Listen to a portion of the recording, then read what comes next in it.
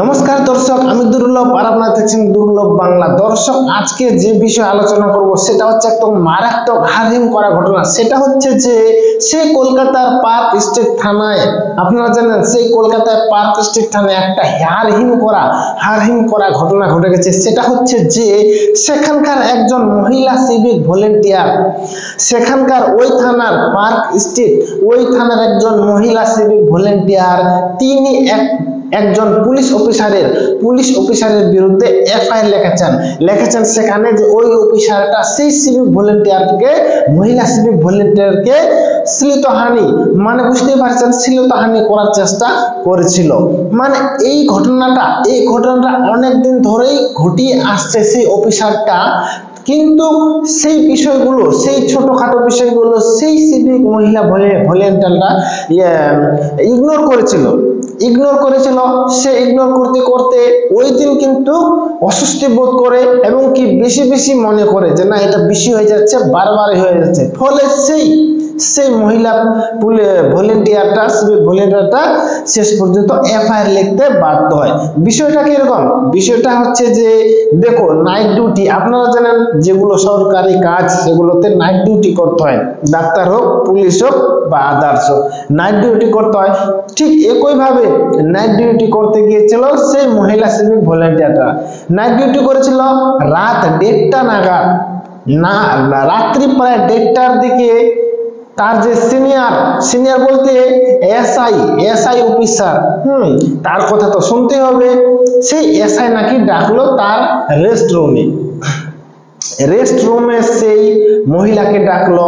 এবার যেহেতু একজন সিনিয়র অফিসার ডাকছে, সেহেতু সেই মহিলা সিভিক ভলেন্টিয়ারকে যেতেই হবে বাধ্য হয়, কারণ সিনিয়র ডাকছে, না গেলে পরে আরো সমস্যা বা প্রবলেম হতে পারে। সেজন্য সেই কথা মতো যায়, তার সেই এসআই রেস্টরুমে চলে যায় সে মহিলা সিভিক ভলেন্টিয়াররা। সেখানে গিয়ে সেই এসআই অফিসারটা সেই মহিলা ভলেন্টিয়ারকে লোভ দেখায়, যে দুর্গাপূজার সাজ পোশাক আসছে গভর্নমেন্ট থেকে, এটা নাও, আর তোমার জন্য এটা পূজা তো চলে আসছে, সামনে কিছুদিন পরে পূজা, তো এটা নাও, এটা তোমাকে দেওয়া হবে। এই যে দিচ্ছে, এই যে কাপড়টা দিচ্ছে, পুজোর গিফট উপহারটা দিচ্ছে, সেখানে কিন্তু সেখানে গন্ডগোলটা। তার মানে সেই সময় সেই এসআই অফিসারটা সেই সিভিক ভলেন্টিয়ারের গায়ে নানা রকম, মানে একটু অন্য নজরে দেখছিল এবং কি এখানে সেখানে ওখানে হাত দিচ্ছিল। মানে একটু বোঝা যাচ্ছে কিনা, মানে বোঝা যাবে কিনা যখন তার নক্ষত্রটা একটু অন্যরকম হবে। ঠিক একইভাবে সেই মহিলা সিভিক ভলেন্টিয়ারটা বুঝতে পেরেছিল যে না, এর তো লক্ষণটা ভালো না, মানে লক্ষণটা একটু অন্যরকম। তখন সিভিক ভলেন্টিয়াররা সেখান থেকে বেরিয়ে আসে এবং দ্রুত তার বাড়িতে দাদাকে ফোন করে, তার দাদা দ্রুত সেই থানায় চলে যায় এবং কি বিষয়টা একদম হয়ে যায়, বাস্ট হয়ে যায়। তারপর সেই থানারই একজন অফিসার ছিল, সেই অফিসারের কাছে সেই অফিসারের বিরুদ্ধে এফআইআর লিখতে চায়, কিন্তু সেই অফিসার বলে যে না, এই বিষয়টা এখানেই ধামাচাপা দাও, এই বিষয়টা নিয়ে বেশি বাড়াবাড়ি করো না, না হলে সমস্যা হয়ে যাবে, এটা নিজেদের মধ্যে মিটমাট করে নাও, তাহলেই ভালো হবে। ঠিক, কিন্তু সেই সিভিক ভলেন্টিয়ার এবং সিভিক ভলেন্টিয়ার দাদা বিষয়টাতে রাজি হয়নি। তারা শেষ পর্যন্ত এফআই করতে চেয়েছে এবং কি এই বিষয়টা নিয়ে উপর মহলেও নোটিশ, চিঠি পাঠিয়েছে। তো দেখতে পাচ্ছেন দর্শক, কি ঘটনা ঘটছে মেডিকেল কলেজে, তারপর থানায়, যেখানে যে জায়গাটায় মানুষ সমস্যায় পড়লে ফোন করে, সমস্যায় পড়লে সেখানে যায় রক্ষার জন্য, সমস্যা সমাধানের জন্য, সেই জায়গাতেই এখন সমস্যা সৃষ্টি হচ্ছে। তা আবার এরকম ধরনের, আজকে শ্লীলতাহানি হলো, কালকে অন্য কিছু হতে পারে, কালকে আরো বেশি একটা মারাত্মক ঘটনা ঘটে যেতে পারে, যেহেতু নাইট ডিউটি করছে সেখানে একজন মহিলা সিভিক ভলেন্টিয়ার। বুঝতে পারছেন দর্শকটা, যে বিষয়টা আমি বলতে চাচ্ছি, হতেও পারে। তাহলে যেখানে মানুষ নিরাপদের জন্য যায়, যেখানে মানুষ, সাধারণ মানুষ হোক অপরাধী হোক, যেখানে গেলে মানুষ নিরাপদ মনে করে, নিরাপদ মনে করে সেই জায়গায় যদি এরকম ঘটনা ঘটে, তাহলে ছেলেদের কথা পুরুষদের কথা ছেড়ে দিন, মহিলারা কোথায় নিরাপত্তা পাবে? মহিলারা কার ভরসায়, মানে কোন জায়গাকে মনে করবে যে ওই জায়গাতে থাকলে মহিলারা নিরাপদ? এমন কোনো কি জায়গা আছে যদি এই জায়গাতেও থানাতেও এরকম ঘটনা ঘটে? দর্শক ভাবতে পারছেন, এদিকে তো দিনের পর দিন মানে একটা ঘটনার রেস কাটতে না কাটতে আরেকটা ঘটনার ধর্ষণ খুন হয়ে যাচ্ছে।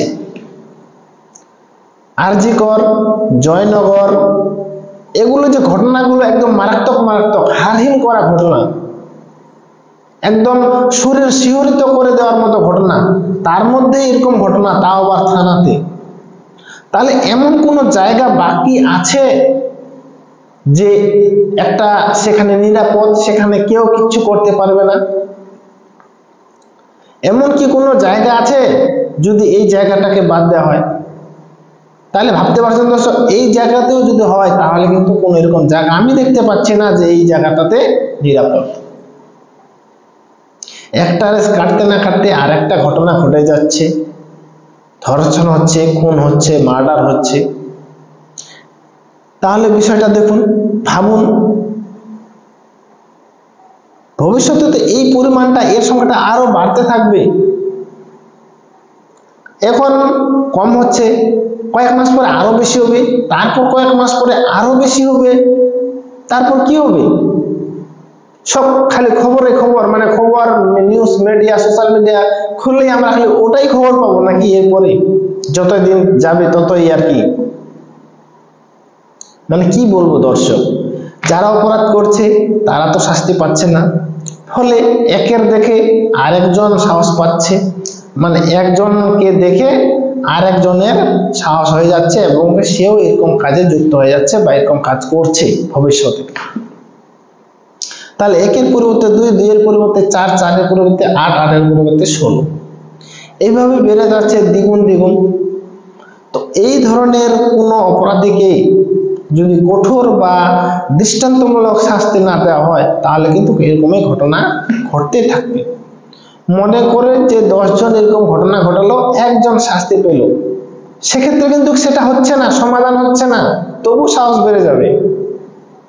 সেক্ষেত্রে করতে হবে যে 10 জনের মধ্যে 8 জন কিংবা 9 জনকেই সেই দৃষ্টান্তমূলক শাস্তি দিতে হবে। তাহলেই যারা এই ধরনের মস্তিষ্ক নিয়ে বাস করতেছে তাদের মস্তিষ্কে কিছুটা আঘাত মারবে, না এরকম করা যাবে না, এরকম করলে রক্ষা নেই আমার।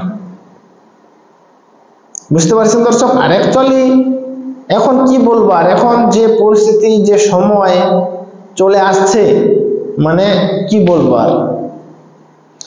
তো দর্শক কি বলবেন আপনাদের, এমনি তো জনসাধারণ পুলিশের উপর আস্থা হারিয়ে ফেলছে, আবার পুলিশ থানাতে এরকম ঘটনা, আরো তো পুলিশের উপর আস্থা তাহলে একদম জিরো হয়ে যাবে।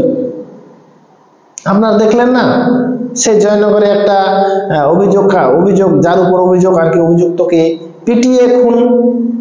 তার মানে কি পুলিশের উপর ওদের আস্থা হারিয়ে গেছে, তার জন্য একদম ফায়সালা, সঙ্গে সঙ্গে পিটিয়ে খুন। নাকি এরকম হয়ে যাবে যদি এরকম ঘটনাতে এরকম ঘটে, আস্থা হারিয়ে যাবে এবং কি তখন জনসাধারণ আর ওই কেস খামারি, পুলিশ এগুলোর উপর ওয়েট করবে না, অপেক্ষা করবে না, ডাইরেক্ট করে দেবো। দর্শক ভাবতে পারছেন আমি যেটা বলতে চাচ্ছি? দর্শক আপনার কমেন্ট, আপনার মতামত অবশ্যই কমেন্ট বক্সে কমেন্ট করে জানাবেন।